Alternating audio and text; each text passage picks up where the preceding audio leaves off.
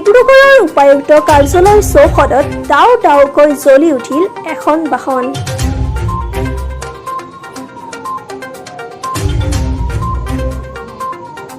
জানিব পৰা মতে যান্ত্ৰিক বিজুতিৰ ফলত লাগিছিল বাহনখনত জুই। জুই লগাৰ ক্ষন্তেক পিছতেই ঘটনাস্থলীত উপস্থিত হয় অগ্নি নিৰ্বাপক বাহিনী।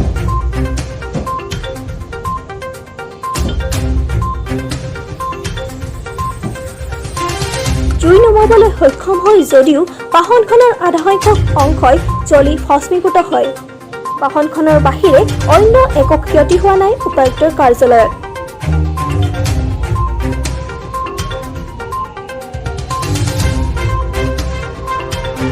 উক্ত ঘটনা ডিব্ৰুগড় জিলাৰ বৰ্তমানৰ উপায়ুক্ত পল্লৱ উপাধ্যায়ে স্বচক্ষুৰে প্ৰত্যক্ষ কৰে।